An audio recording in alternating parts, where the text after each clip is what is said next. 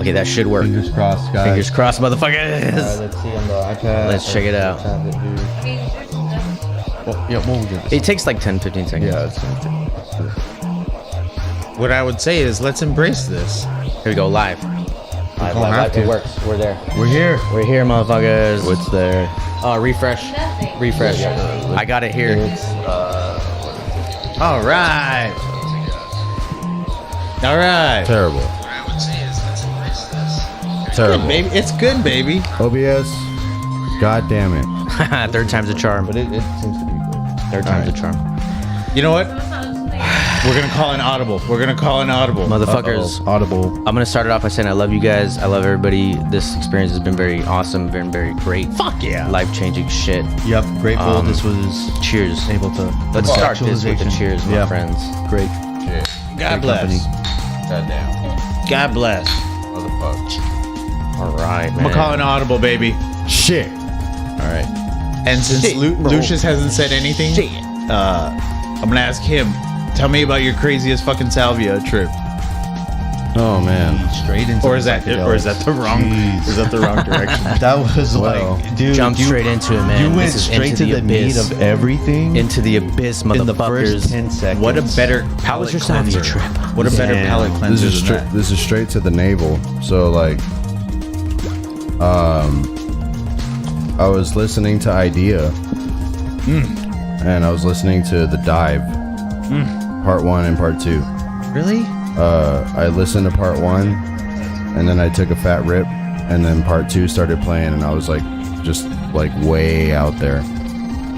I saw people walk from underneath my bed, like they just like opened up a trap door, and they just like came out like just like it was a normal thing, like people just walking out from under my bed. I'm like, who the fuck is this? And they just like walked off, and I never see them again. Were you alone? Well, Sarah was there, but I was by myself tripping in the room. I took a fat rip by myself. He took a fat rip. Fat. 60 extract. Is there any other? It was the 60. Is there it was any the other? 60X. That It was- purple. It was at 60X. That purple salvia. No, it wasn't the purple. That No? was the shit. That was the shit that Gabe found. Yeah. That was the alcohol extract. I remember that shit. Holy Dude, shit. You know I- what though? I still have some of that, Are you?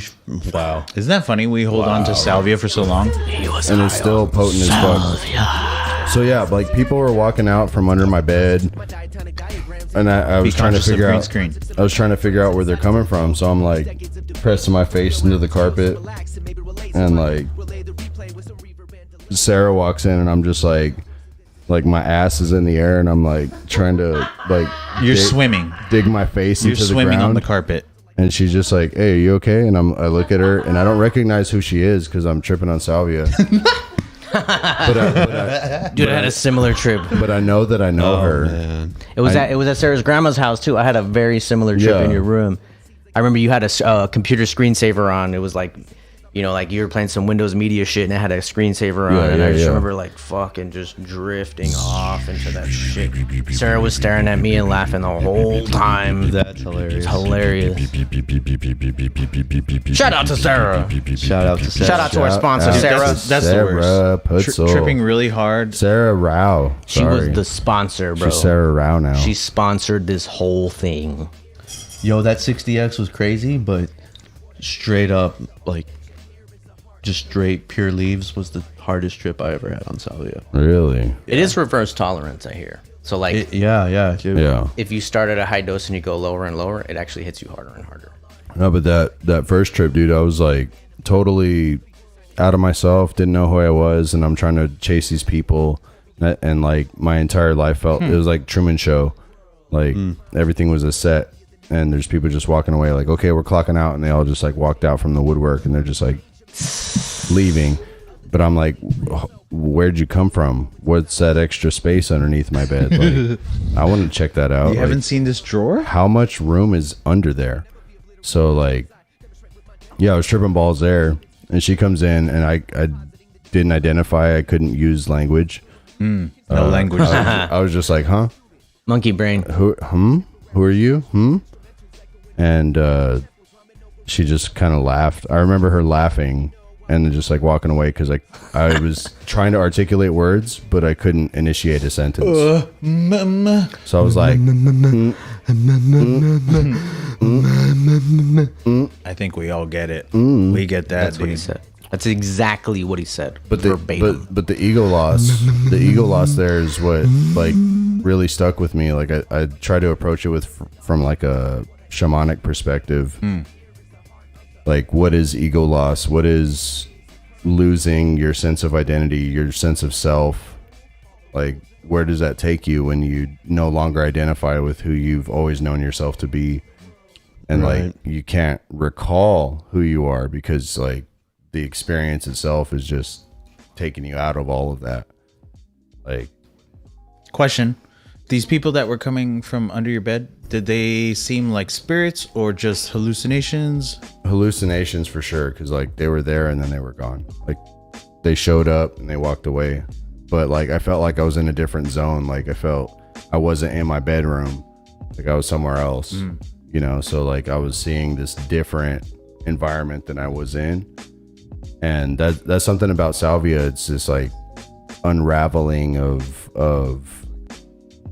parallel reality type shit. It's like the Price is Right fucking roulette. Yeah. And like the arrows, your consciousness. It's just beep, beep, beep, beep, beep, beep, beep, Okay, beep, we're and gonna they're get all- into this. We're gonna get into this. So like Gabe says, Salvia Divinorum is like the divine sage, right? So like there's a spirit element or the dead element. So like one of the trips he was explaining was visibility of the dead to a certain extent, which I've never experienced or felt. All my trips have been that roulette wheel thing that you're talking about. Yeah. And I was telling him that for me, salvia seems like you get sent into the consciousness of another being. You get to occupy another being's body for a little bit, whether it's an insect, an animal, another human, an alien, a humanoid, somewhere in the universe. Yeah. But I'll pass it to Gabe, seeing the dead. Well, I think we can all agree that there is that, like Lucius was saying, that separation from your own identity. And once you do that, I think it opens up the potential for so many things. I think one of the distinct things that I first realized was just that weird, familiar, nostalgic feel. It's just like, welcome back. Like, where have you been? The home That's away like from home. Like, first exhale. That's like the first. It's not even words. You're not hallucinating auditorily. It's a feeling that you get of. I've been here welcome before. back. Yeah, I've been here. This is what I've known. And the first time I did fucking salvia was, again, it was pure leaves, and I started smoking that shit. It was a long time, and by the time it started hitting me, I started melting into my seat and couldn't move anymore. And It's like those old drug commercials. Remember those? Like, this is what we done to your brain. yeah, you know, except I'm using a completely illegal drug right there at this point, fucking me up more than any illegal shit. But anyway, It's like an insta mushroom trip. no, straight up. I momentarily hallucinate some chick bringing some sheet over my face and is instantaneously like disappeared. But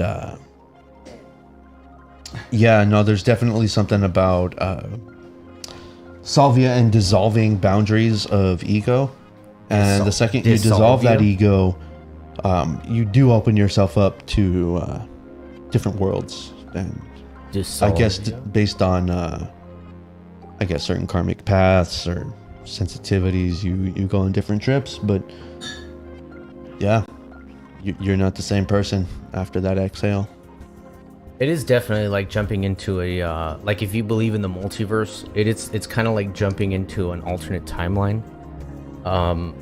I can definitely empathize with how salvia brings that feeling about. Like, I don't know if you guys have seen What If, part of the MCU, the Disney Plus series and shit. It's all animated. It's like what other possible timelines that could have happened within the MCU. It's definitely kind of like that. Like you pop into like a what if timeline. Like, well, what if I had actually, you know, instead of going to college, what if I took this other job? You know what I mean? And then now you pop into that other life where you took that other job, or even crazier, you pop into a completely different life. Like I remember Sam was talking about how he felt like he popped into the life of a rabbit, and that rabbit was in a farm. You want to talk about that one a little bit? Yep. That's an interesting trip. So, the way I was trying to explain it, let's see if I can do this. Salvia seems like you get sent to the center of incarnation, which is like this wheel, and you just get shot out into some random body. Like a spin the wheel. Right. Price is Right. Because there's no control. You can't really like guide it, in my opinion. It's the least guidable trip out of all of them. Yeah. Yeah, I would say that. So I remember one time I smoked it and I felt exactly like some small creature. And if you read trip stories or trip reports, people always talk about entities, like this nebulous concept of an entity that's like around within your trip.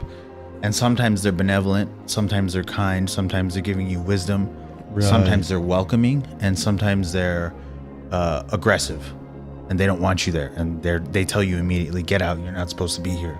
That kind of shit. So I feel like, you know, if you incarnate into a fly or a mosquito or a roach body, you're going to get this like resistance to you being there. The same way we treat roaches and mosquitoes. Like you want to kill it immediately. Right. Some giant chasing you, and that's, you know, you're the cockroach now. The human's trying to kill you. So I remember distinctly seeing like an old woman that was large, like a giant old woman. And then she called to her husband, who was the male, the farmer. And so it was a farmer and his wife looking at me in their yard. And I was like this little rabbit. Peter Rabbit. But it felt benevolent. It felt You were the kind. white rabbit. Sam is the white rabbit. I was not in danger. That's wild, man. That's... Salvia is very much of a trip. No, it's super unique. It's probably the hardest to interpret. I think mushrooms or some of the other psychedelics, within the first 2 trips, you kind of get a good feel of what to expect from it or what it's doing to you. And yeah, salvia, that's a difficult one to decipher. Definitely. But I've never had that connection with the deceased. Have you guys ever tried? I remember one of the last lectures that Terrence McKenna ever had was at the very end of his life. He had a salvia farm on at his home in Hawaii, and he had just like hundreds of just plants, salvia divinorum plants growing. And he talked about chewing the leaves as opposed to smoking it, because you know, like destroying. Yeah, you know, if you believe that plants are real and they have like a spirit, like burning them can't be very like nice, you know. So he talked about how salvia is very like heavy when you smoke it, but like if you chew it, and it's toxic, so you got to be careful. Like he said something about like you can only chew like 15 to 20 leaves, so you get like 15 to 20 leaves, and it's best if you grow it yourself, because if you grow it yourself, you've nurtured that plant, you've cared for it, you've brought it to life, it treats you better. Right. If you don't grow it yourself, it's a little bit more mean, because you're essentially just killing it. You know what I mean? Like, so he highly emphasized the idea of like growing it yourself, and then take about 15 to 20 leaves, and you put them under your tongue. You roll it in a and ball.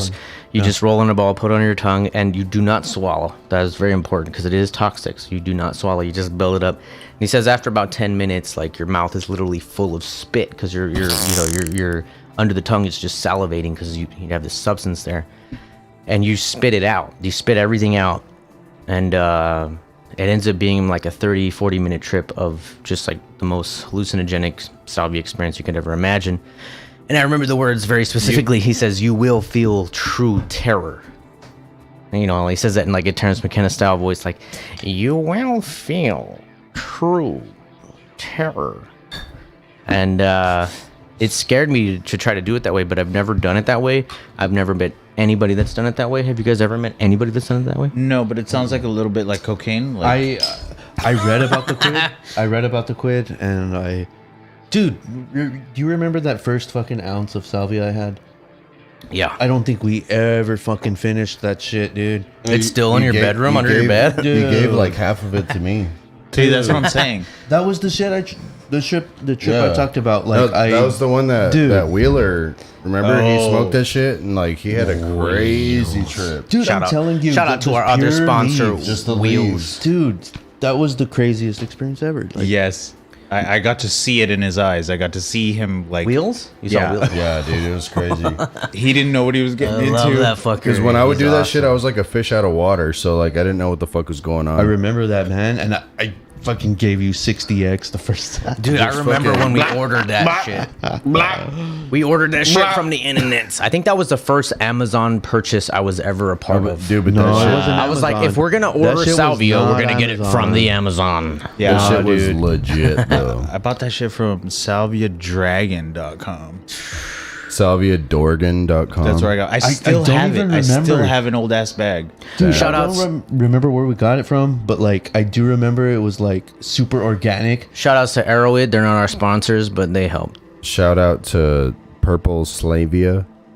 That's our number one sponsor to the channel. They give us all sorts of they're like reverse discounts where we have to pay more than the average customer, but it's to support the channel and to support their website and their wiki service. Have you guys ever gotten into like You ever looked for a pill that you found randomly? what the fuck? Like you just somebody left a pill Just- somewhere and you're like, Let's enter this side room. what does this special code mean? Like enter it, it's like winning the lottery. What Just some number fuck on are it. you talking just about? some random number on this pill that you found on the floor at the fucking doctor's office, and you're like, should I eat this? Yeah. No, you should never eat that shit. Never. Not if you find it. You don't know what I it heard is. if you eat it, it's a good time. Just fucking stay away. What are you talking about? Fentanyl and that shit. Yeah. Right? That's yeah. Stay the fuck away. Fuck. Better safe than sorry, fucks. Just saying. Salvia is mean- legal. I don't know why it's legal and weed isn't, or Delta 8 Oh, you know isn't. why. There's that whole fucking debate. People be jumping out of their windows and fucking dying Yeah, just doing straight that shit. second floor fucking if you know my name. If I saw It's pretty tripped you, out. Have you guys ever thought about the idea that possibly, like, would you be? That was a fucked up joke. what if Sorry, Clapton. I love What if you. cryptocurrencies in themselves were a psychedelic? Like they are a mind-altering substance, Bro, I XRP would be like coffee. anybody. Well, no, I just mean in general, like cryptocurrency. Like anybody that's actually dove into like the Bitcoin white paper. you have to take at has least had their mind 0.25 altered. BTC to feel anything. I would believe that. Would Yeah. you not agree with that? Yes. That like the BTC white paper is a mind-altering substance. If you yeah. haven't read it, like go check it out right now. It's fucking Make amazing. sure you check out the Reddit so you can read it. And make sure that you read Reddit, it. the Reddit forums on Reddit, so that you can meta Reddit. I would agree with that. It's meta. It's unlocking. Don't talk about Zuckerberg. Well, I think it's very interesting because Meta World Peace. because the idea of cryptocurrency is Meta very world highly and now it's starting to become very highly tied into the idea of identity. Like you got like Brave browser, you have like the fractal cryptocurrency, you have Atala Prism from Cardano, like the idea of a decentralized identity. And that's really interesting because I think we were talking about how psychedelics in general like promote ego loss. Well, in order to lose your ego, you kind of have to know what it is first, right? Because how do you get rid of it if you don't know what it is? You know, like, so to truly first define it and then get rid of it is, I think, a better approach. So I think cryptocurrencies in general help define what an identity is. And I think, you know, like programs like I was saying, like Atala Prism, Fractal, Brave browser, I've never heard of any of those. parts of your identity get built upon based on your experience, right? So like you go to school, you gain certain accolades, and then you go to a job, you gain certain experiences, and then you break a law, you gain certain offenses, and all that stuff is distributed into the the community, and you're not the owner of it. You're not. The government owns your record. The medical industry owns your your vaccination history or whatever the fuck. The university that you went to owns your degree. The high school that you went to owns your diploma. You don't own it.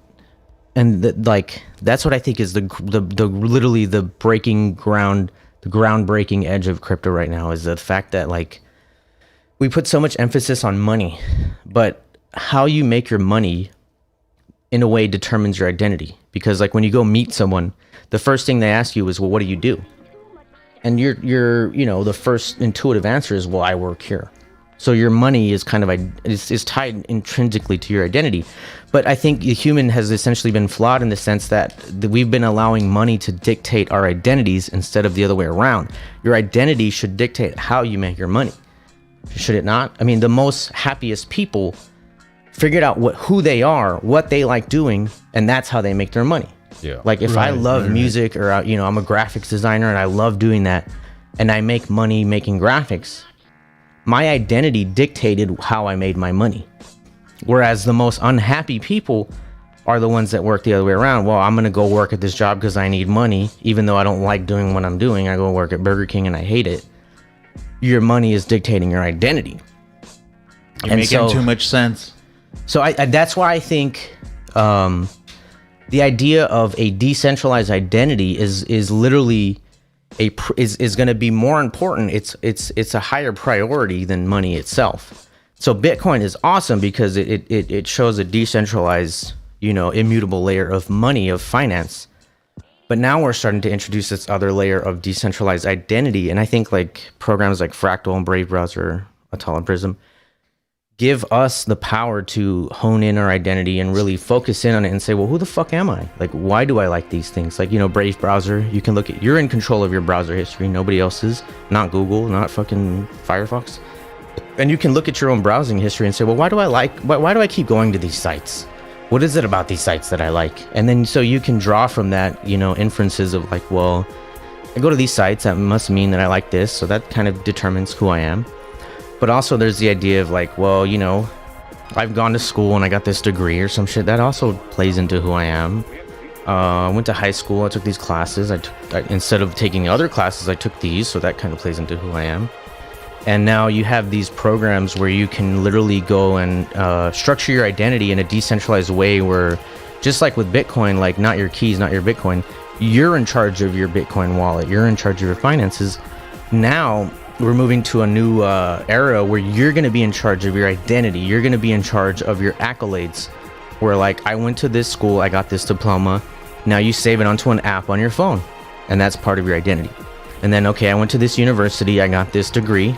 That's part of my accolades. And I save it on my phone. It no longer is in possession by the university. It's in my possession. I save it on an app on my phone. And so the decentralized identity concept is extremely important, I think. I think Cardano nailed it on the head with the Atala Prism.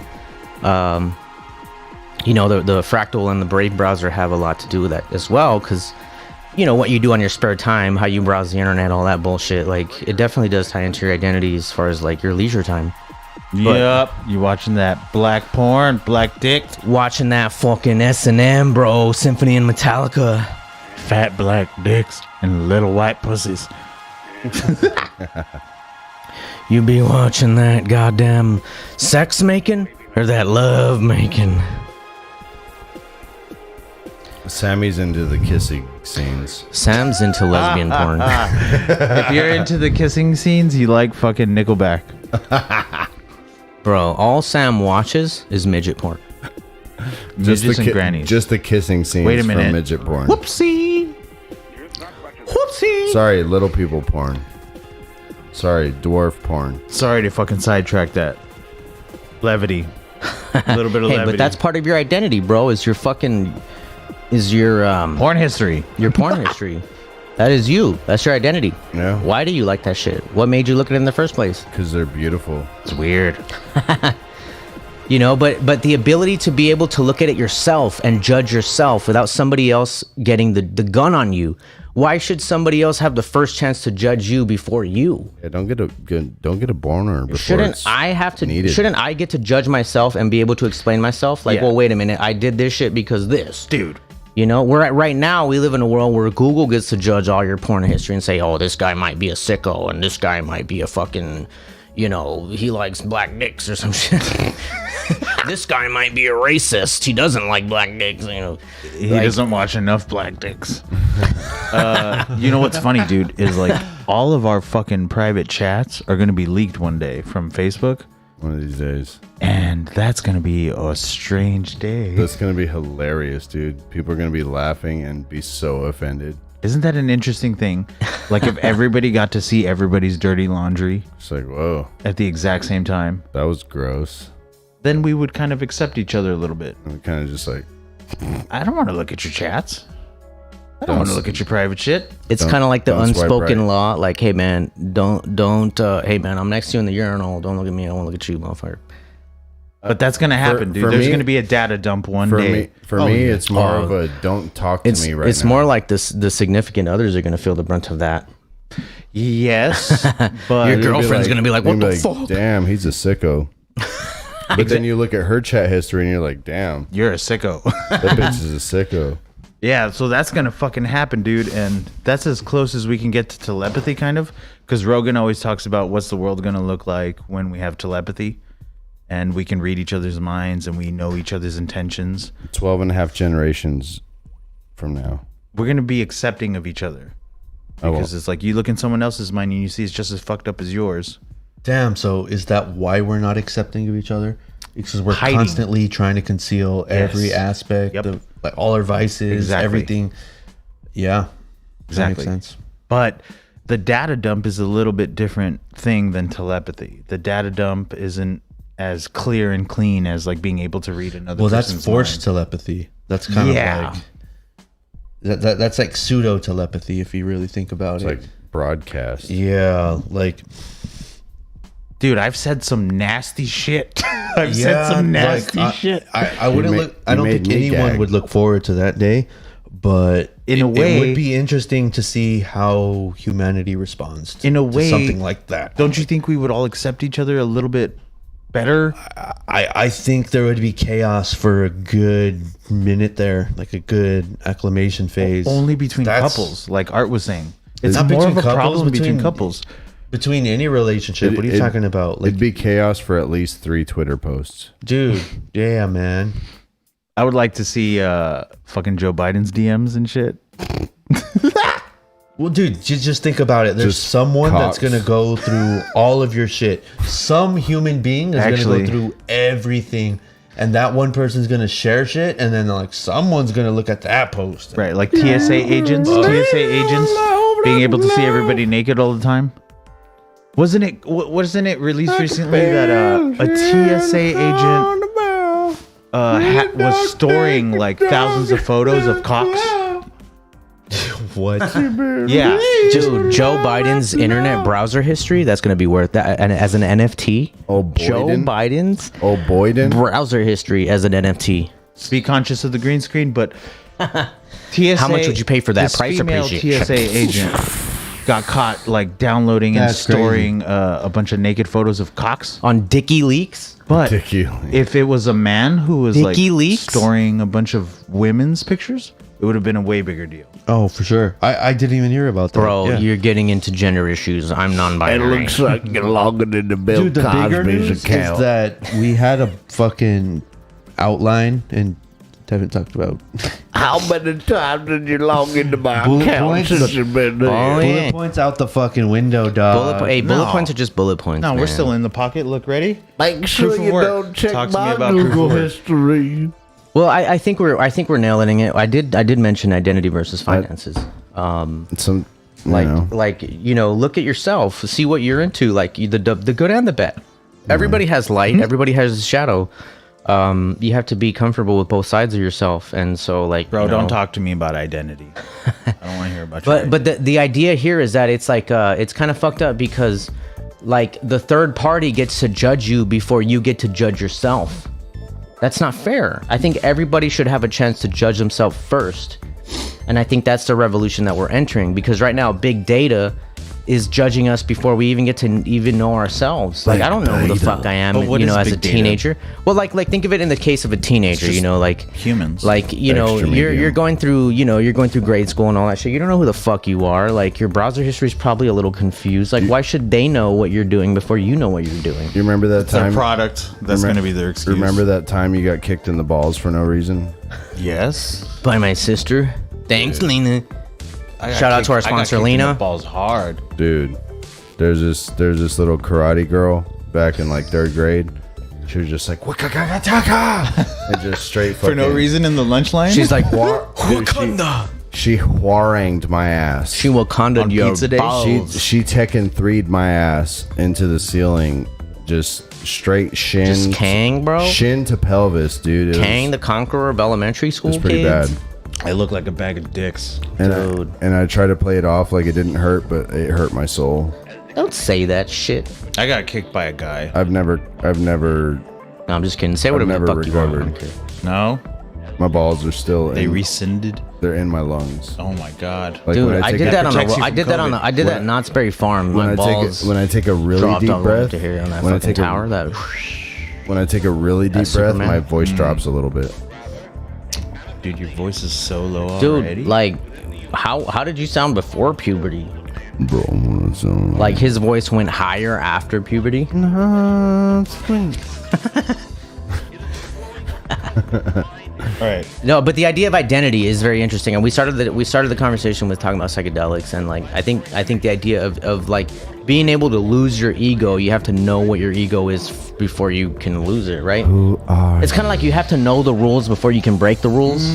I think it's the opposite. I don't know think about that. you don't really understand your ego until you lose it. Then you're like, oh, fuck, I was a fucking prick. Well, I mean, are you talking about like? Well, I like the metaphor of like learn the rules before you break them. It doesn't always work that way, though. I don't think it works like that. Isn't Not your at all. ego Often. a game? According to Tim Leary, your ego is an accumulation of Yeah, but games. most It's a people are meta unaware. game. Most people are completely But unaware. Tim Leary only of what went it is. invisible once. Sam went invisible twice today. Okay. Tim Leary went invisible I think, at least 0.3 times. like Idea said, you got to lose your mind before you find it. And when don't you even find the know what their found it, you mind find the is found it, until you they never lose it. fucking. I think that's the tricky. Okay, I will correct my previous statement. That's the tricky thing about life. It's like Cancelled. you're playing a game when you don't know what the rules are. Done. Like we just kind of reach arbitrary rules based on consensus. There's a full, We don't know the fucking rules. We're making them as we go along, right? yeah. No, Well, the rules reflect your understanding, right? I don't. Because like the more you understand, you're like, oh shit, no, it doesn't work that way. Let's change rule number 5. Anarchy. Because like, yeah, that shit fucked up. Okay, like let's start at a very basic concept. Like, can we all agree that karma is kind of a rule in life? That like you get what you pay for, See- like you get what you get what you give. It Like seems like what goes it. around comes around. However you want to say it, boomerang. Like that seems to be an intrinsic rule. Well, causality, right? Like It seems like it. imprinted, embedded into the programming of life. It no, seems yeah. like it. No, and like karma is action, right? So it's basically saying if you do something, then things happen afterwards. Well, but Like- also the type of thing that you do will eventually come back at you. Yes, but it's not in the way that like, okay, I stole $20 from Sam, and then now 5 years later, someone's gonna steal $20 from me. It doesn't work that way. Right. Robert Anton Wilson says karma's a blind machine, hence his daughter dying. And I think people do apply it very, exact like that. Like, oh, you stole $20. Like, yeah, you're gonna get Well, $20 stolen. From you. maybe it's not so. The thing is, it's not so black and white. Like maybe somebody stole something that's worth $20 to you at the time, Well, no. and then 20 years later, you lose something that's worth Yeah. $20 to you at the time, and then the guy you stole it from gains $20. Well, something that's worth $20. I think one of a beautiful, summary or breakdown of karma was kind of like, a thief, when they steal, they think that their action of stealing is what earned them. It, like, say I try to steal $20 from you. If I stole $20, my action. If you did it successfully, you're in the clear, right? Right. Well, my action of stealing from you isn't a result of me trying to steal from you. It's a result from you trusting me in the past. Like I have earned some level of trust for you to open up that potential for me. Brutal. And the consequence of me stealing from you now is you will never trust me in the future. Brutal. Right? So we think about karma like instant for instant, but like it's kind of like a time delay. Yeah, it is definitely. That's what makes it confusing. well, there's exactly. we used to break it down. There's instant karma. There's delayed karma. There's recurring karma. Recurring karma is the worst. Interesting. It's just like a bad trip over and over again. It's like a Well, it's bad like trip. addiction, Get right? out of Like this. recurring karma is addiction. It's just like a really bad trip the whole time. Oh, that hurts me. Fuck. I love you. Why? I don't know.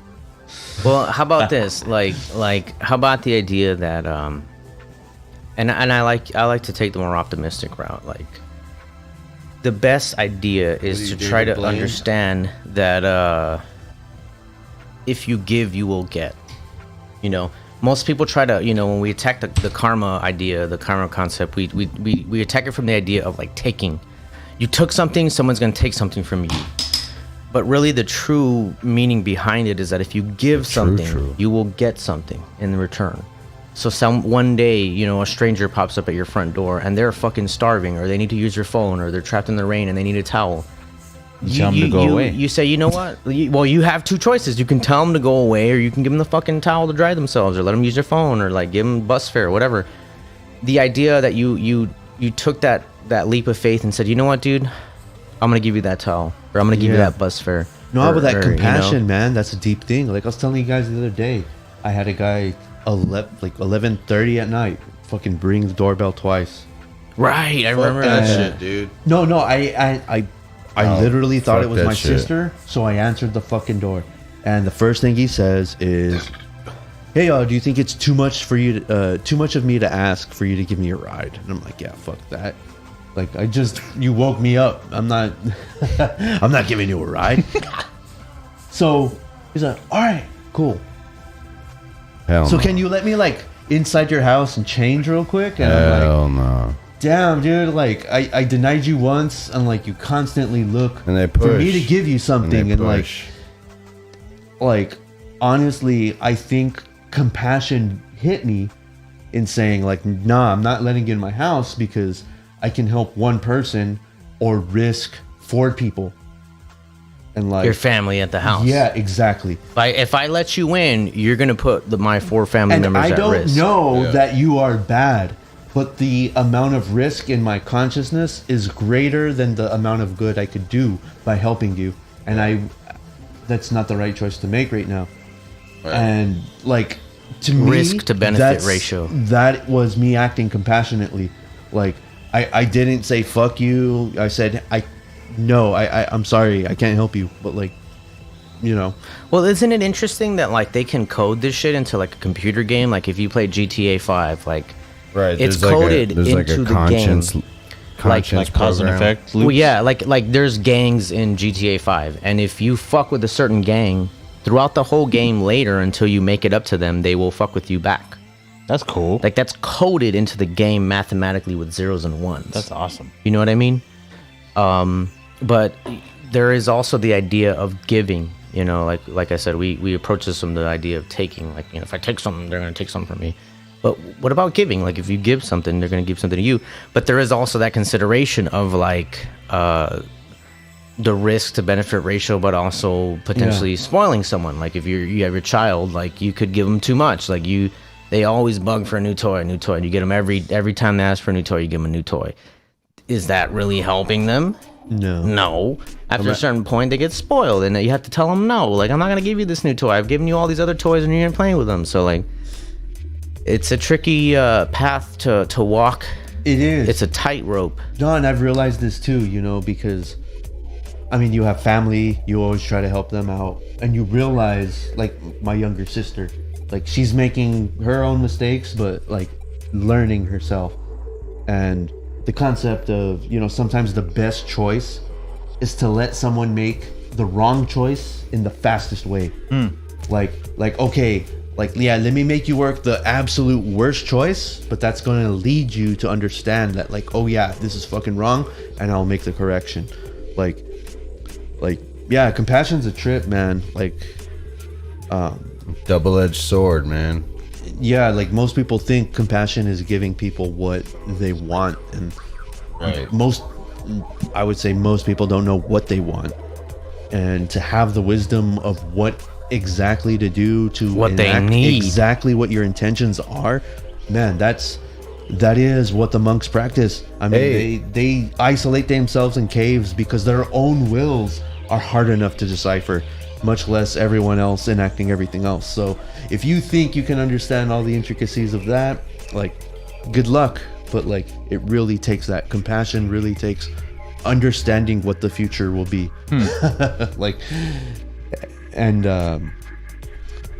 knowing that you don't understand that is what kind of leads you to it. It's like the weirdest paradox in life. I think you nail it on the head too. Like, it's a weird ratio between like, well, if I benefit you, I'm gonna detriment myself. Like, you have to balance those ratios. It's like your true net positive. compassion What's is your we're net both positive? benefiting. Right. We have to both benefit for it to be compassion. Right. Like, Net you could positive, think you're being nice to someone, but being nice to someone isn't being compassionate to someone. Right. Being compassionate is like you take in consideration their needs and your needs, and you make sure that you both end up benefiting. Yeah. If net it's a positive, lopsided relationship where one of you benefits, one of you detriments, I feel then like it's not compassion. that's the birth of resentment. Because if you find something that's where you're coming from a wholesome place and you're trying to fill that void, and another is just receiving that and not reciprocating, you know what I'm saying? Like, there's always a double edge with giving. When you're giving yourself, you're giving your consciousness and your patience and your understanding to benefit another Being. Yeah, no. I mean, you exactly. Like, that's how you know the true masters. It's all about bringing everyone to the same level. Yeah. And yeah, like, We ended the last podcast with Jake, the Into the Cosmic Womb Part 3. We ended the last podcast with this conversation about mercy severity, and I'll reference the same shit. The fucking Mudvayne song, man. Mercy severity, like, There you go. There's Lucius. the idea of and then, you know, the Sephiroth. You know, if you buy LD50, it's printed on the album booklet. The Sephiroth, the shape. Lucius karaoke. Lucius karaoke challenge. Do mercy severity, bro. But yeah, that's a big understanding of. That's a big part of understanding compassion, is like when to be merciful, when to be severe. Is like, it takes that balance for you to understand well, it takes the wisdom. when to be compassionate, or how to be compassionate. Yeah. It sounds like true compassion, as you're defining it, is strictly related to balance and knowledge and wisdom. And selflessness. Well, knowing the best way for both parties to benefit, like, Which is balance. you know, like parent and child being the best example. Like, the parent spoiling the child, it benefits the child, not the parent. Like, Yeah, it's not compassion. you have to have both sides gain a benefit. Like, okay, I'm gonna spank my child, and it sucks. Or not but even both sides. I need to learn authority, and the child needs to learn discipline. That's a net benefit on both sides. You know, like, and it's very tricky. It's a lot of relativity involved, like when to decide what is authority and what's acceptable, discipline. yeah. You know, but if you're able to walk that fine line, that's why I say it's like walking a tightrope. Like, you have to keep your balance the whole time to make it to the other side. Well, you kind of have to know the outcomes of your actions, because like you have your intentions, right? But like, without knowledge. like divination is turning your thoughts into action, right? And like, you'll have a thought, you're like, okay, I want this to happen, and you try it and something else happens. Like, when you truly understand everything, you can represent that with manifesting it in reality. And if you don't understand that, there's something that you don't understand. And to truly know what to do to affect the exact right change really does take that full understanding. You know, you have to kind of know the future. And well, at least be able to predict it stories accurately. Well, when you look at these stories of monks and like these true masters, it's like they do know the future. Well, it's a very educated guess. I mean, we don't understand the mechanism they're using. There's just stories. Well, nobody knows the depicting- future, but you can have a very educated guess. I don't know. That's as far as I can get, right? But these masters, you don't know the mechanism that they're They using. can to smell the predict future, dog. You said it. Yeah, you already said. Yeah, like, smell the rain. like there's so many ways that they're The tapping, future will be. just what are you sensitive to, you know? But in reality, to be compassionate and I'm like sensitive to chamomile. effective, you have to know the future. Exactly. Like, Knowledge. Wisdom. yeah, and that's what wisdom is. And it's balanced. Is understanding and interpreting everything in real time, so you come to the right answer. Your example of the parent is almost it's like it's not a give and take, even almost like the parent gives more to the child than the Right. child can give back. Like there's no direct benefit to like teaching your child the There is right though way. understanding authority as a parent. Like some of the best managers at job places, at workplaces, are parents. The parents that have understood authority and how to gain respect as an authority figure. Because you can go the complete opposite way. You can gain fucking just disdain and just like people hate you as an authority figure. That's a person that has not understood authority. So there is some net benefit on the parent side of like, I'm gonna discipline my child, but when you discipline a child correctly, you learn authority. You know? Once you learn authority, then what? Like there's not a real benefit for the parent. Like a truly wise individual, just like a guru, doesn't really get anything out of that transaction. They're setting someone else straight because they have the wisdom. They're and elevating knowledge. someone else. They're not really looking for a Well, there's something in nowhere for return. them to go. Well, the idea of good karma is not looking for returns in general. Right. Just do it based on the idea that like, hey, I know that if I do this, everyone's gonna be better. Work for the sake of the Like- great work, not for the sake of the result. Exactly. So I just wanted to tweak the idea of like you always get something in return for being compassionate correctly. Typically. Sometimes you don't. Sometimes you're just compassionate and wise, and the benefit is I don't on the think other that's side. the truth, because like think about it. Like we were talking earlier about like what happens when you die and shit. Like I think a general consensus between our group, at least, is there is something after. Like this physical existence is not the totality of everything. Can't be it. And if you think about it in that way, like say we die in these lives, shit's gonna have to perpetuate. So like the states that we leave everything in now, we're going to have to relive the consequences of that. And then deal with the consequences of, oh shit, yeah, it's global warming and whatever, whatever's going on right now, we're going to have to work with that. Right. And when you have that conception of things, your actions do become more deliberate. I think it and it just goes back to this. I guess the central theme of the topic would be like the self, like understanding what the self is in order to be able to get rid of it wholly. You can get rid of it in pieces little by little, and you can be a more selfless person than others as you grow up, but you will never be entirely selfless until you understand what the self is. Once you understand what the self is, then you can entirely reject it, but you will never entirely be selfless until you know what it is. So the idea of understanding what the self is, and a lot of people equate that with like being selfish, but it takes a little bit of selfish. Like you have to, like for example, diet. Like you have to take care of yourself in order to have a good day at work tomorrow. Like you know for a fact, if you smash 10 beers tonight and 3 shots and you have to go to work tomorrow, That's me. Don't judge you're gonna me, have a dude. shitty day. Fuck you. You're gonna have a shitty day. You're gonna be an asshole to people around you and all that. That's like a given, sure. dude. Well, You know? for sure. So you have to have enough self-awareness, enough selfishness to say, you know what, I'm gonna take care of myself today in terms of how I selfish eat, is a bad word. in terms of how I treat myself. But diet is a big play into that, and I'd like to dive into the Sid Veda shit. Well, you know? like just to go back on that before we jump in that, like I always like to break it down like this. Like you look at trees, right? You plant a tree anywhere, it's gonna grow until it can't. Like it'll break through concrete, it'll break through street. Like if that was a human, you'd be like, oh, you're so selfish. But as a plant, as something completely natural, it's only growing within the resources and potential and space that it has. And do you call a tree selfish? Like that's kind of hard.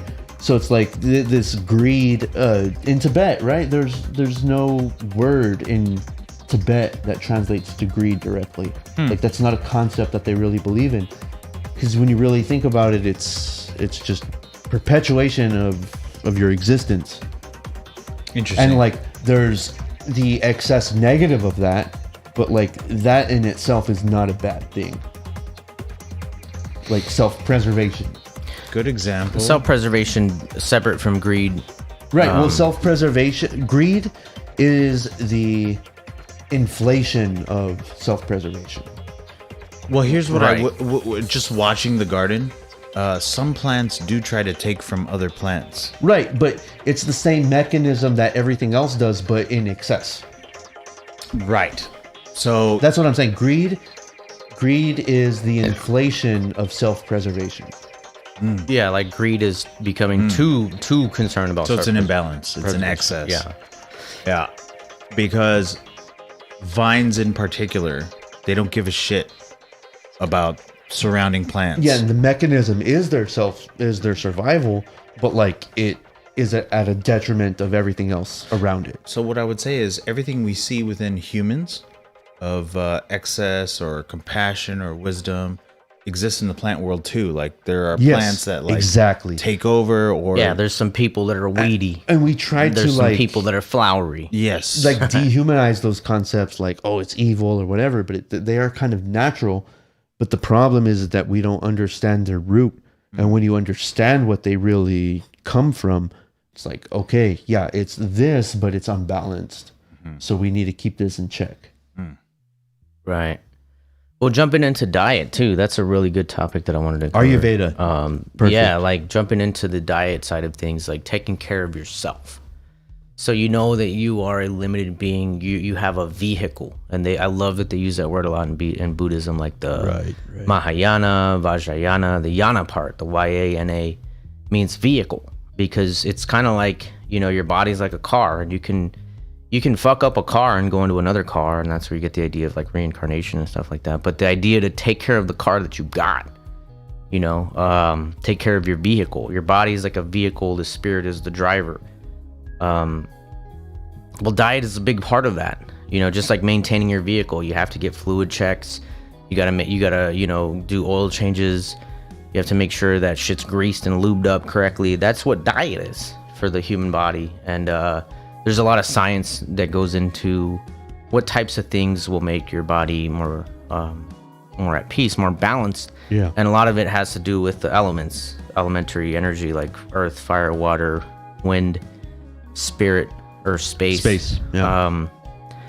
And you know, they break it down into two different aspects. I'll let you speak on this a little bit more, but intuitively, I'll say what I've been saying. Essentially, like we can all agree that chili is fire. Chili has a dominant fire essence when you eat it, and in terms of input. Now output, how your body digests it is different, but in terms of input, how you input it into your body, fire is definitely correlated with chili. Water is definitely correlated with most fruits, like watermelon or melons. They're very watery. And then you have some foods that are very earthy, you know, like beans or coffee. And then you have some foods that are very airy, like bread or popcorn. They're primarily consisted of air, you know. And like I'm saying, in terms of the input stage, I think we can all agree that that's what you're inputting into your body. So if you eat a lot of chili, you're gonna be a very fiery, hot person. If you eat a lot of water, you're gonna be almost too malleable. Like people walk all over you. You're you're a pushover. If you're a very earthy person, you're almost too grounded. Like you don't allow mystical ideas into your brain. You're too grounded. Like, whereas if you're too airy, maybe you listen to too many mystical ideas and you don't listen to anything that's down to earth. You know what I mean? Right. So first of all, balancing that input, I think, is very important. Like, Well, just balance. The idea of balance itself is the root. I mean, of just anything. It's pretty intuitive, right? Like, live a balanced life. Everyone always says that and shit. But like, what are you balancing? And Right. Ayurveda is a very cool aspect because they break all things based on the 5 elements, and those 5 elements manifest in certain ways. And in their aspect is the doshas, and each dosha is 2 elements. But yeah, everything can be expressed in the imbalance or balance of those three things. And if you can understand that, you Break down the doshas again. What are the doshas? so there's kapha, vata, and pitta. What is kapha? So kapha I know is earth and water. Okay, and Like each every of those dosha is two elements. Two elements, yes. Right? So kapha is earth and water. Earth and water. Vata is air and space. And pitta. Pitta, I might fuck Pitta up, but fire and air. I Okay. think is There's what only it is. 3? Yes. Right. That's weird. Well, it's the way that they work. So if you think about it, they have flares that operate underwater, right? The only way they're able to operate is that they contain the necessary oxygen to burn underwater, right? So fire and air are tied together, Right. That makes sense. right? So I'm pretty sure I was correct on that. Kapha, yes, for sure, is earth and moisture. I know that 100%. And like air cannot exist without space. So like there are certain things that have their necessary pairing. And the same thing works. Like those are the elements. But like the way we experience the doshas is in the dhatus, and that's in our tissues. Right? So that's even more of a combination. Like we don't experience doshas, we experience dhatus, which is like the level above doshas. Like doshas is what we have to that's like our diet. We have to ingest certain things to balance our doshas. But like our body is built from dhatus, which is built from the doshas. Okay. And the doshas are built from all the 5 elements. Right. So like this screen right here, I'm gonna go into this a little bit right here. Let's see. So the dosha, what is a dosha? The 3 doshas: fiery and intense pitta, delicate vata, contented kapha. Well, to be fair, Ayurveda is a very umbrella term. philosophy. I guess philosophy is a good word to describe it. The perspective that I have learned from was more from Siddha Veda. Dr. Naram. What are some Oh, good there you go. resources? There you go. Look, fire and ether is vata. Fire and water is pitta. Water and air is kapha. I figured there would be more combinations. No, water. That's not what I remember it being. Earth and water. Nonetheless, the idea is balance, right? Yeah. So I mean that's what I'm saying. Like I think intuitively, like details and nuances aside, we can all agree that fire is chili, dude. Like if all you eat is chili, like my dad used to eat chili all the fucking time. Mexican dude, fucking 60, 70 years of his life, just every single day eating fucking onions, jalapenos, and tomatoes. Dude was always pissed off. He was always mad. No, I mean, Too fiery. There is a lot more to it. Than that. But There's nuance, look, I understand that there's that's why you said the nuance inputs aside. and outputs. Yeah, nuances aside. I'm talking about strictly the inputs, the shit that you put into your body. Now, once it enters your body, it has a separate output process in terms of digestion. But we can all agree on the input process. The input process is very intuitive. If you eat too much fucking, chilies, you're gonna be a fiery person. You're gonna be angry. You're gonna be too passionate. You're gonna love everything too much. Like it's an excess of stuff. Well, no, that doesn't take into mind at all the initial balance of the system you're entering. That's why he said he's talking strictly like, input. Yeah, He's not referring to the body because well, yes, remember how we were talking about before, like the body naturally craves what it lacks. right. So someone that wants see what you're chili needs the fire. Well, like, okay, so there are body types. Like, you have short and stubby dude. You have long and skinny guy. That's what I was you gonna have say. some guy Like in the maybe middle. that wasn't a good input for your dad, but maybe for somebody else that is a good input. Right. 'Cause not there are everybody different body responds the types. same. So, like, Yeah. you see those fucking commercials on YouTube and shit, like, you're this body type, you should work out this way, or that body type, you should work out that way. And that's true. Like, some people are naturally just the way they are born. They're lanky and long and skinny. I think that is they're completely huge. Like, Well, yeah. that's why people say, "Oh, Atkins diet. This is the fucking best diet ever." And then like 10 people fucking die the next day.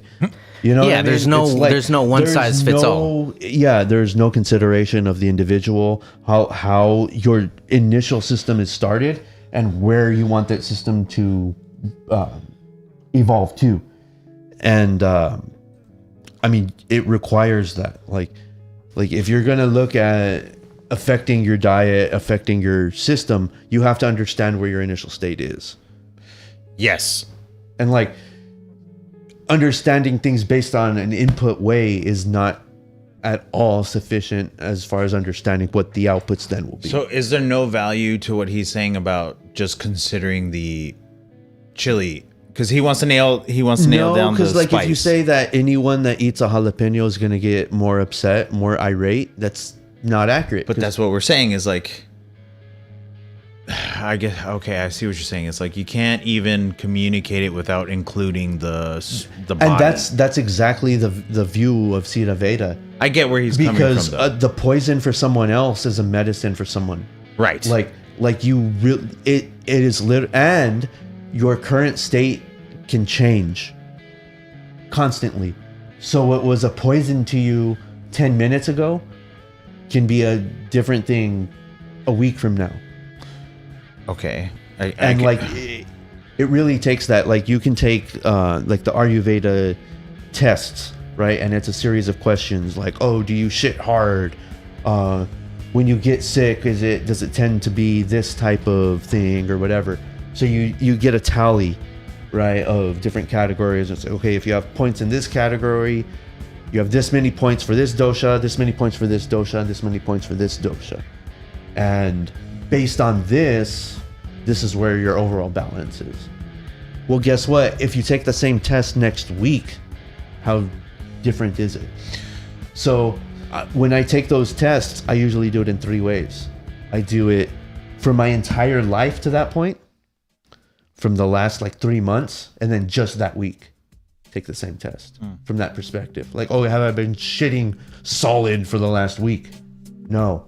Oh, do I shit solid from my entire life? Oh yeah, I'm pretty fucking normal. But last week was fucking crazy. So now I know, oh yeah, my fucking dosha last week was here. You know? I get that. I don't think he was trying to go that deep. But it does require that, I think. I mean, man, your body system is so... Oh yeah. It's all about adaptation, constantly. Well, Just thinking about this week, what we've put our bodies through. breaking it down into a system where people can understand. I mean, obviously, you have to consider the cumulative process. Well, I think that's important. Like, but I you think have to I think understand things as a balance. Yes. And it changes with time. So Like, I think there is a very procedural way to understand this. Like I agree with you. I skipped one very important part. One very important part when it comes to doshas is understanding what dosha are you dominantly just based on your body type. That's first. So you left. That's first. This is what I mentioned, is that you have to look at different time intervals. Like, what is my dosha since I've been born? Like from here to now? Right. What is my dosha That's balance? number one. What is my balance from the last year? And then like, what's my balance this last week? Okay, but They're see all gonna that. differ. Okay, They're all so gonna the differ. last year and the last week, that's where you have to break it down a little bit more. So like, remember, like if we were explaining this to somebody who had no understanding whatsoever, I agree with you 100%. The first place to start is what type of body type are you? Are you Here's a good example. Are you tall and skinny? Are you short and fat? Or are you somewhere in between? Well, here's a You good know? example. All of us have different body types, but we've all been trashing our bodies. So like we're responding differently to the level of acidity within us right now. So that's what he was bringing that up too. Right. Like, your recent history affects your dosha for the moment. So like dosha body types is definitely number one to try to identify. And some people can be like in an in-between body type. So here we go. Dosha body types should be popping up on the cast. So like if you are a predominantly, Vata body type, you're most likely going to be light and thin, quick to grasp information, perform activity quickly, that kind of stuff. So your body type determines your initial dominant element or elements. You know, you can be a mix of the two. So like if you're a tall, skinny person, apparently you're a vata. If you're a medium build, you're a pitta right here. Medium build. If you're a solid, powerful build, short, you know, stocky person, you're a kapha build. And so... Well, and keep in mind too, you can have a tie in 2 doshas. Right. And there's even a tri-dosha, someone who's balanced between all 3. All 3. Yeah. So you can have a, you know, 6-foot person that's perfectly well built and just thin enough to be in between, right? So that's an important priority, is like identifying that first. And then I think from there you can then say, okay, well, if I am naturally a kapha type, I should probably avoid using too much kapha energy. And but that's what I was kind of breaking it down, is that like within the yearly understanding and the weekly understanding of what element is dominant, you have to break that down between input and output. You break it down between what types of food are you inputting and what types of digestive processes is that output. Right. What is the result of it really takes, what is your initial state? What are you inputting into the system? And then what is the result of those things? And again, we were talking about that, you know, you eat something and it's 8 hours before you really realize what those effects are. So it takes a certain level of consciousness and attention for you to understand how your body is affected by certain things. There is a complete distinction between that. But one thing that I've realized is you can change where your balance is. Like I would say normally I'm a vata, right? You would think I'm a vata because I'm tall, I'm kind of lanky. I know how to hack my body to go kapha and start fucking building weight. Well, that's the secret. That's the point of this conversation. That's the point of this conversation, is understanding how to crack the code for yourself. Yeah. Because remember, this whole conversation originated in how to define yourself. And that's a very good way of how to define yourself, is like, okay, first of all, primarily what body type are you dominantly? And then what type of body type are you shifting into based on what you're eating? And that will help you better define yourself right now at the moment. Like, for example, you know, Sam, you were talking about like you're very hesitant into entering into the psychedelic realm right now because you're saying you have bad karma. That's saying that within the past month, I've been over digesting this wrong chemical. Past year. And so I have an imbalance. You're basically admitting that I have an imbalance, and that's very good. That's very fucking strong-willed of you to say, I refuse to do psychedelics when I have an imbalance. That's very, you know, I think all people that do psychedelics need to have that awareness within themselves that, like, you know what, dude, I'm not balanced right now. I'm not going to touch that shit. Right. Because psychedelics will not do much good for you if you're unbalanced. So some people do that, like as far as emotional turmoil or conflict. If you're having a bad time with your lady, you know not to like do a hard trip. If you just got into a fucked up situation somewhere at work or at like whatever, you got arrested, you don't want to do a trip. But with food too and the temple, same rules apply. Like, I know I've been mistreating myself, so I know if I do a trip, they're gonna tell me, like, this is what you've been doing. They're gonna show me. And I don't want to see that. Well, like I like to be a very like blanket themed person. Like, the whole theme of this conversation seems to be like the self. But we started with a very interesting question of how do you define the self, and so there's these various ways of how you define the self, and once you are able to define it, how do you get rid of it? How do you gain ego loss? You know, so the idea of understanding your body types from an overall perspective, and then from a more recent perspective. Recently, well, I've been drinking nothing but alcohol, so I'm in imbalance in this way. Or recently, I've been eating a lot of chili, so I've been imbalanced in that way. Or fuck, maybe you are balanced. You know what, dude? I've been drinking nothing but water. I've been running all the time. I've been eating mung bean soup, and I have all my doshas balanced and shit. Like, I'm ready, you know? And all of this plays into your set and setting when it comes to psychedelics. Like, this whole thing is your set and setting. Your body is the setting, you know? I mean, aside from the environment, your body itself is the setting. So, like, the one constant setting, yeah, like, you know, no matter where I go, there I am. The denominator. So that's a pretty interesting conversation. But there are elements that you can use to balance all doshas. They were saying that drinking water from a copper vessel. We talked about that a little bit on the last one. drinking water from a copper vessel, when properly treated, will balance all of your doshas. Cheers, mates. My beer exploded. Like back in the day, think about this. Before they had irrigation systems and water plants and all this stuff, 6,000 years ago, they used to have to get water from the river. That was the only way to do it. And certain rivers were known to be more beneficial than others. But one thing the ancients discovered was that if you house your water in a copper vessel overnight for a certain period of time, it will kill all that bacteria. So you can get, water from whatever spring you want, as long as you don't drink it immediately. Because if you drink it immediately, you're going to drink all the bacteria that's in there, all the bad memories that are within the water. So the ancients, what they would do is they would go out and they would collect water within a copper vessel. But the more important thing is, copper is very important, but the other important thing is that they would not drink it for 4 to 8 hours. Yeah, usually 8 hours is the magic number. Yeah, because they have to let that bacteria. Well, if it's in copper, the bacteria will eventually get deactivated.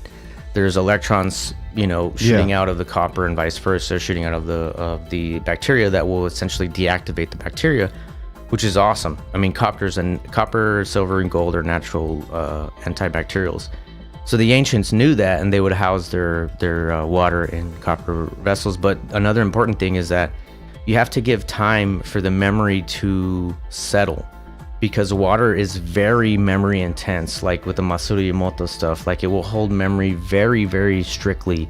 If an animal has died by the river and landed in the river and fell downstream, the water has memory of that blood in it.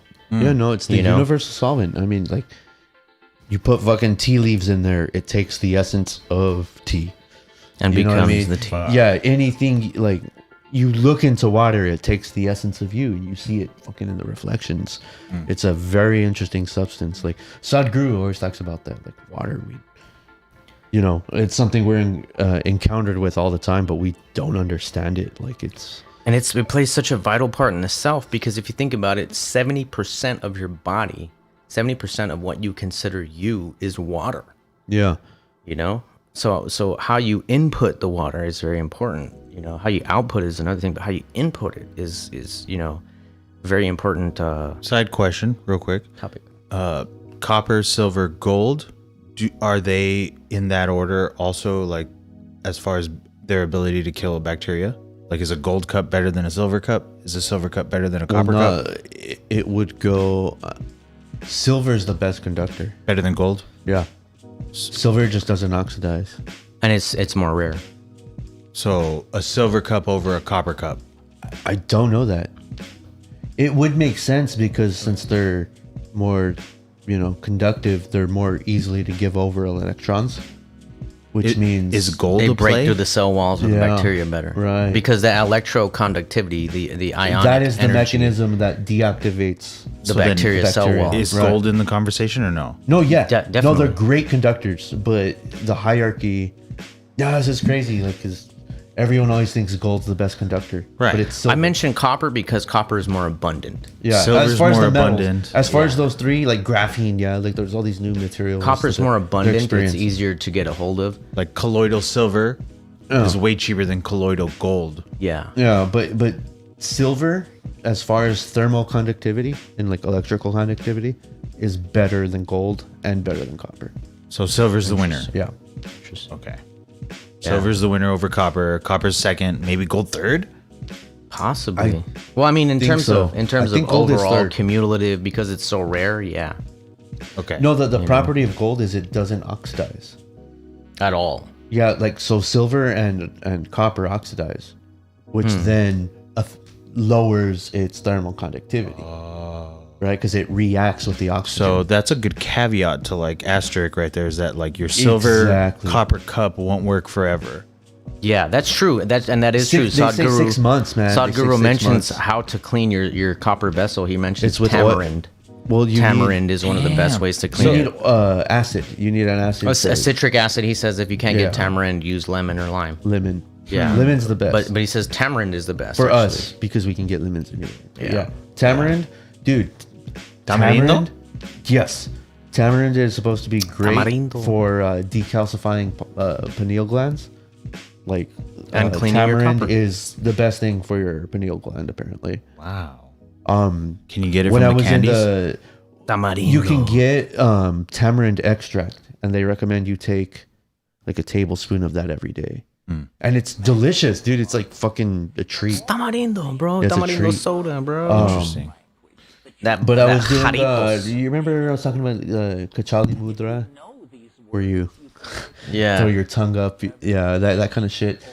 The same guy that was giving like good instruction about that talked about decalcifying with tamarind. Tamarind.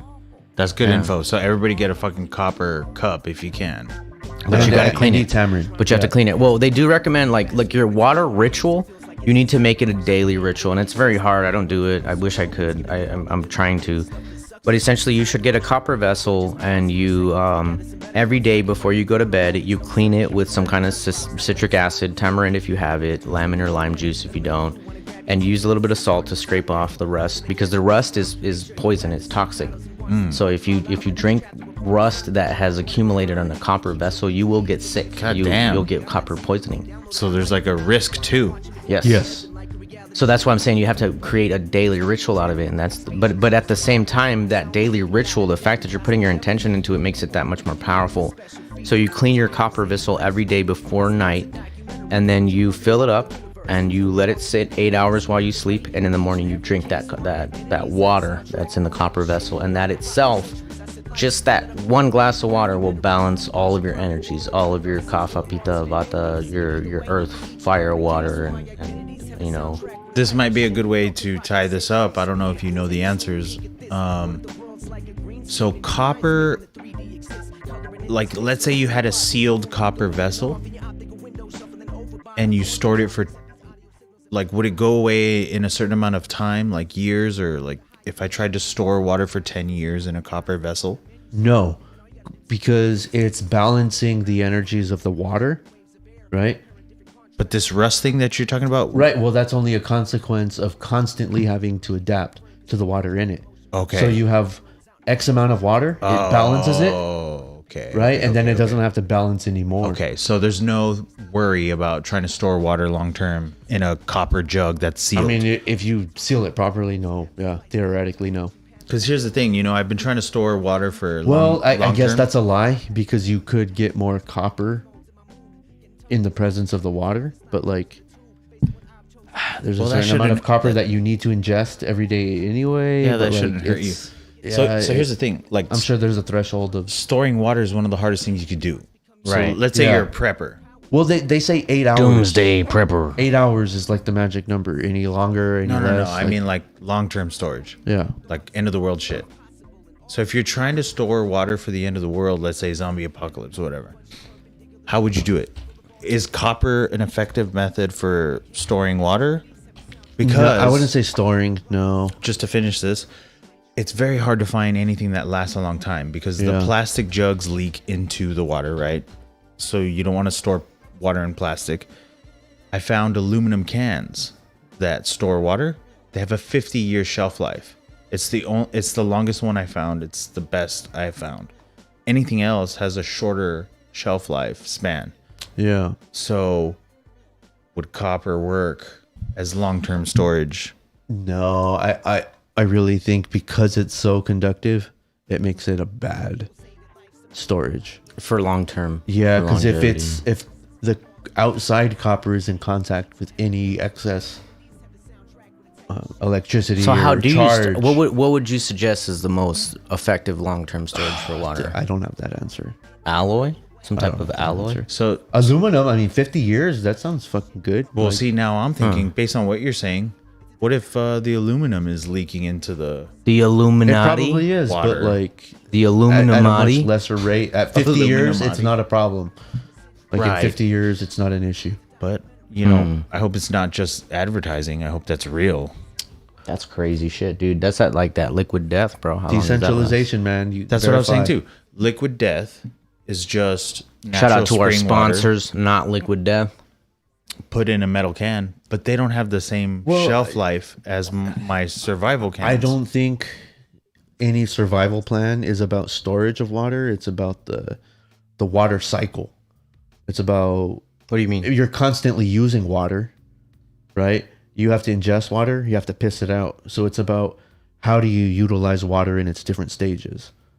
But storing it long term, Yeah. has No, but you're not stages. storing it because you have to have access to it. Well, what I'm saying So is like it's rainy like- day. But he's talking about like doomsday prepping. No, I know, but like Like, is it better The to water hold that it? you're Is it better? drinking? Like, here's a question. Okay, so maybe we can't well, answer no, it's what's not the a most matter of beneficial. storage. It's storing But, like- it. It's about how do you constantly reprocess the water that's in use. That's a separate question problem. Okay, no, let because me. you have a set amount of let's water. start Like from- you can't store Let's start from enough scratch. water to Let's live start from forever. scratch. Is it better? You have to constantly be able. Would it to be better recycle it. to store a 5-gallon plastic space? Think jug, about space. I or don't would think it he's be getting better to hold a 60-pack of liquid deaths? No. What's better? No, think about space. Everything is about how do you get the water back that you're using. It's all about reusing the same shit. Like they're literally drinking. He's their not own getting piss. it. He's not getting it. They're drinking their own piss. Like you're not Easy, storing easy. water. Like the water state is constantly changing. Yeah, but that's after. Let's say I know a calamity is coming, and I want to make sure everybody in my house has enough water to drink for a month. How do I store that? You don't store it. You tap into the water that's already there. Let's say there's no water How does there anywhere. no- then you're dead. Like you can dig deep enough. No, well, he has 5 gallons in plastic, and he has aluminum cans of water. Which one's better? According to what you said, the aluminum cans. I Yeah. don't know. But no, that's what I'm saying. You're not storing water. You're constantly using it. Like the water in your fucking gut, you're gonna piss out. Now, if you can utilize the water you pissed out, you just Dog, you you're know what I mean? referencing Dune. That's what they do in Dune and It's- Waterworld. dude. Like, yeah, science fiction's got it, dude. They understand that it's about how are you able to deal with the transformation of water and constantly get it back. It's not about storing water. It's about getting it back from Recycling what it's it. already Yeah. in. Everything contains water. There's Well, water in okay, glass, I there's understand water in that. all It's that better to recycle it than it is to store it long term. But if you had to store it long term and you didn't have a choice, It's a what's physics the best question. way? What's the best vessel to put water in if you wanted to drink I don't it? know. You said 3 years You from said now. 50-year life. I would with say- aluminum. I would say, I would say the problem isn't storing it. The problem is I constantly would say keeping it in flux. To answer your question, Sam, and give you some kind of closure, I would say some type of alloy, some kind of like a nickel aluminum alloy would be best. The reason why I bring it up is because the liquid death has a shorter life span than the storage cans I bought. It's because You you know bought. what? I got a And better answer. they're both for you. aluminum Minerals. cans. Fucking crystals. The shit hold million To year store it water. in a crystal. There you go. Interesting. That's an answer. There you go. That's You an got answer. it. That's A awesome. crystal can would be hard to make, kind of. A quartz can. I'm drinking soda out of quartz. Can you do that? Can you make new structures out of crystals, multiple crystals? Yeah. Pretty sure you could. Yeah. Well, just- no, every Because they're element so can exist in crystalline. a crystal. Like, what's the difference between a diamond and graphite? Do you know what they're both made out of? Carbon. carbon. What's the difference? Is the atomic alignment of how the It's structure- hexagonal versus square created. or whatever. So a diamond is a crystal of carbon, which means that everything is placed like as perfect units. But you can't like melt a crystal down and like have it reconstitute when it cools. You can. You can? If you control, like, people create perfect diamonds, like synthetic diamonds. They're perfect. Not the same thing I was saying. What do you mean? Like that's being able to reproduce the structure in a controlled way. It's like you're building a crystal from base Yes, synthetic things, crystals. and that's not what I meant. I meant melting multiple crystals down into a puddle and trying to build something out of them. No, you would grow the crystals into the structure you wanted them, Yes. So which is synthetic crystals. so you can't It's melt synthetic down crystals. Yeah. crystals. You don't melt them. You create the crystal. You don't melt. Like, yeah, you fucking really grow the crystal. Like, you have to grow a crystal. Interesting. I'm saying, let's say you didn't want to grow the crystal and you just had a bunch of quartz crystals. Could you melt them down and then create something new out of that? No, you would have to dissolve You'd everything have to, so hence and then grow the crystals in the new structure you wanted. so hence you can't. You can't. You can melt do them what you're down. trying to do. What you're trying to achieve, yes, is possible. So like if I had 10 gold rings, I could melt them down and make a can out of 10 gold rings. I can't do that with a quartz crystal. That was my point. By definition, a crystal Huh. has to be like a fractal A lattice. repetition of how it is. So that's why when you see a perfect natural crystal, they like a quartz is always hexagonal. Right. It's always So that was my point. It's so structured atomically that when Well, you that's what I'm saying. break that structure, you would have to grow it in what you wanted it to be. So it's a bit like, okay, it can only be the shape it grows into, but you can grow it as big as you want. okay, But you have to get whatever constituting elements that crystal is create made a crystal, right? So you can't melt down quartz crystals to create cans, but you can grow cans of crystals. Right. Yes. You couldn't hydroblast an already grown crystal. You know, like in the mountains and shit, like you get those fucking like stalagmites of like a quartz Hollow it crystal. out. Couldn't you hollow it out with hydroblasting? I mean, yes, but you're still Make a it's, can it's that like way? a fractal, right? It has to be broken down into like Legos. smaller shapes of Exactly. its same That was shape. my point. Legos. Its constitution is so rigid and like connected at the atomic Yeah. level that it's That's not interesting. The definition of a crystal is its alignment and how the atoms. Segue. Did you guys know that crystal quartz watches Richard Hart? vibrate at 1 BPM? Is that real? Did you know that? That's why Look they it use up. quartz watches. Jamie. Did you know that? Jamie? Well, one BP, 60 BPM is 1 second. Oh, here he goes So again. a quartz. Here he goes. There we go again. A quartz is No, a 1 I mean, hertz it's ambiguous vibration. because a beat. Let's see. A Wait, beat is did you just a say beat. 60? See? So 60 is related to. The vibration of It's 60 quartz. hertz. Let's see. What is the vibration of quartz? HealingCrystals.com. Shout out to sponsors, even though they're not our sponsors. How do they challenging. determine this? How do they measure that? Well, I know that they use quartz watches. Well- Like many quartz watches are They're the most chosen accurate. specifically because of the fact that they resonate at 1 hertz, which is 60 beats per minute, which equals 1 second. 60 hertz. Hold on, No, hold on. 1 hertz. No. 1 hertz is 60 BPM, and that's 1 second. You got it mistaken. Which is You why got it mistaken. Which is BPM why- is not frequency. it is. No, it's not. Look, You're interpreting BPM as frequency. But that's why I say it's a novelty, because it's let's see. We'll let Google tell us. Here we go. What do you got, Google? I kind of agree with Gabe so far. Convert frequency to beats per minute.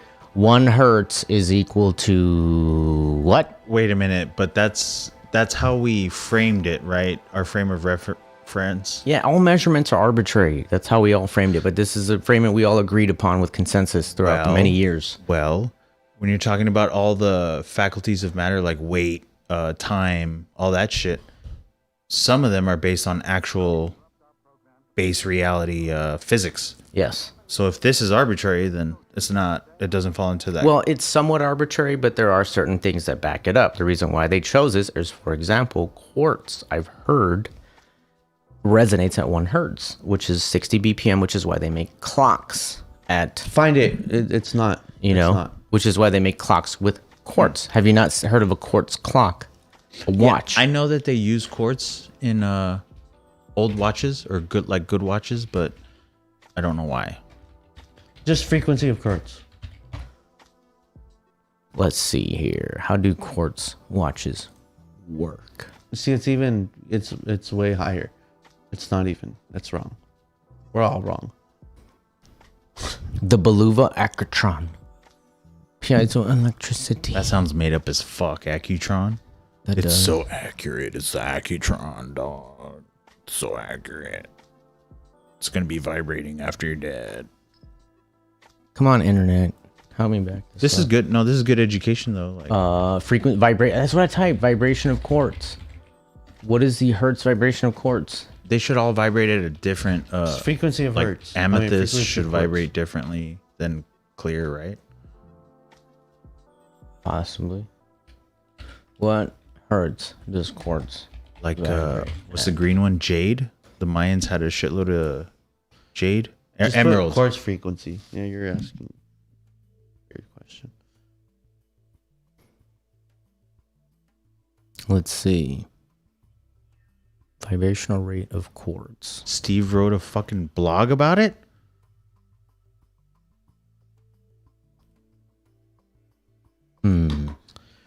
Well, Read. again, Read hertz is not BPM. Because it is. I just showed you. BPM is beats per minute. I just showed you it Beats is. per minute, right? hold on, listen to the definition. Beats per minute. Beats per minute. Well, it's technically Cycles beat. per second is hertz. They could relate then because But minutes, minutes and and seconds, seconds. are both in the same reference. Right. But you're talking about beats versus a vibration. A beat isn't a constant thing. It's like a 1, 2, 3. A beat could be synonymous So with a cycle. It's Yeah, I think so. it's the way that the brain perceives it. Like you're saying that if you had a tempo and you played it certain fast enough, it would exhibit a frequency. It would create the same thing in human perception as this frequency, but they are not the same. They are not the same. The human is tricked into believing they are the same thing, but they are not the same thing. It's a limit of perception. And therefore it is a novelty. And again, like I'm you talking don't about play in one note all the time. When I mentioned it, remember, I'm speaking from this is one of the very few times you'll ever hear me speak from an idealistic perspective. Uh-oh. Idealistically, it is. Realistically, I agree with you. It isn't, because realistically, we can never truly measure what's going on out here in the environment. But idealistically, within the confines of a whole number mathematic system, it does. And so, I mean, look, I showed you right now. How much is 1 hertz? 1 hertz equals how many BPM? Like, there's a general consensus among we can see humanity. that. Okay, you have a single point of source. Like, I get what you're saying. hertz. There's many sites. I get what you're saying. It's not a single But source. a kick drum playing at 60 BPM is not equal to a 1 hertz sine wave. Well, no, because the kick drum also has a pitch. Well, that's But what I'm saying. I'm talking like, about they're two different no, things. no. I'm talking about They're two different idealistic. I'm talking about idealistic mathematics using pure sine waves. Idealistic mathematics using pure sine waves. A 1 hertz sine wave oscillates at 60 cycles per second. Right. That's true. But that is not equal to a drum beat at like That is they're two realistic. separate- I already made that distinction. That's not a distinction. That like Maybe Quit playing devil's advocate. I I made the distinction already. Look, idealistically, there are no such thing as sine waves in nature. It's something we can only generate with a computer, but we can generate it and you can hear it. And idealistically, a 1 hertz sine wave oscillates at 60 cycles per second, which equals 60 BPM. Let's just accept it. well, if that was true, you would play a 60 hertz fucking tone or a 1 hertz tone, and then any rhythm at fucking 60 BPM, and they'd be the same shit. Like, right? Like, no, it doesn't work the same way. It doesn't work the same way. I'm too drunk to taste this chicken. I get that they're mathematically related, but it doesn't mean that there's necessarily a.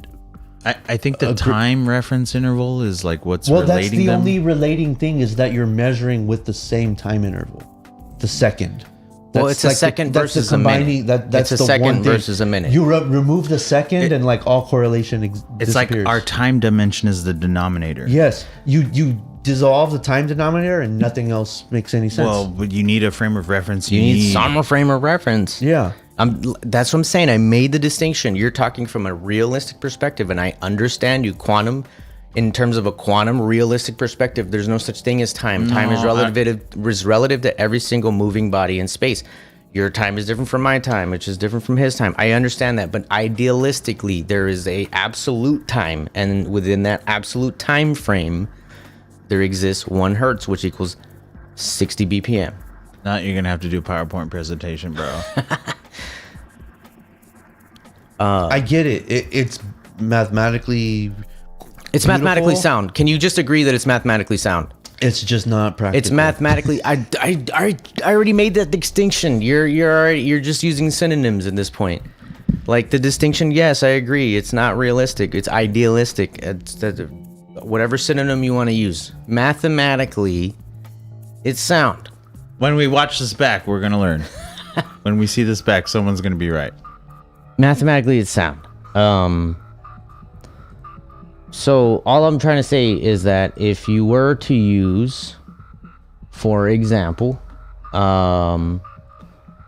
this spectrum right here, if using a factor of 2, 1, 2, 4, 8, 16, 32, 64, 128, 256, 512, and you tune your C to 512, you will resonate best at 120 BPM. Your melody and your harmony, or your melody and your rhythm will be in harmony.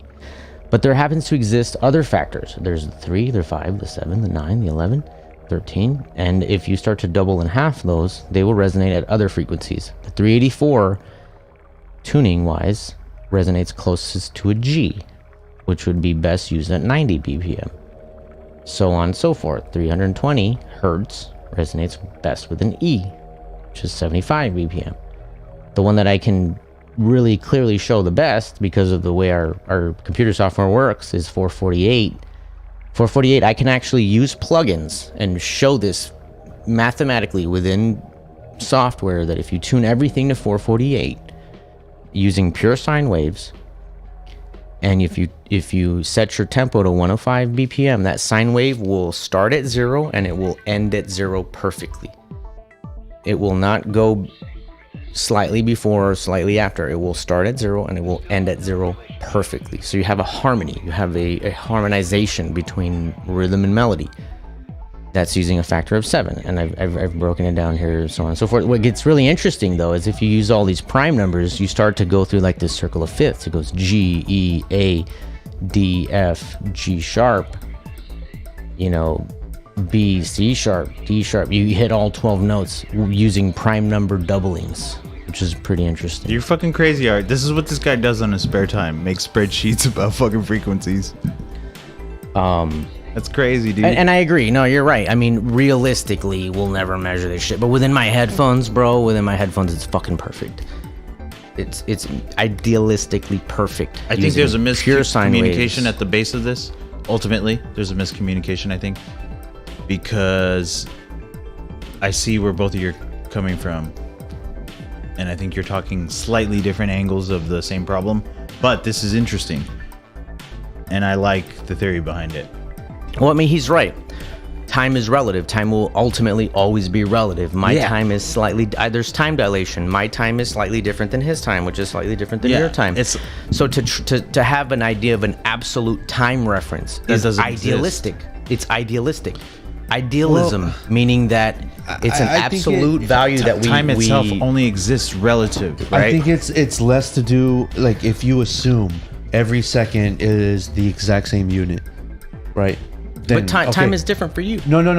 We'll assume it is for me. We will assume it isn't. Like this song You're could be assuming that like the way sound is exhibited, like its frequency is 1/100th of the component of how it actually sounds. Well, no, there's the right? Doppler effect disproves that.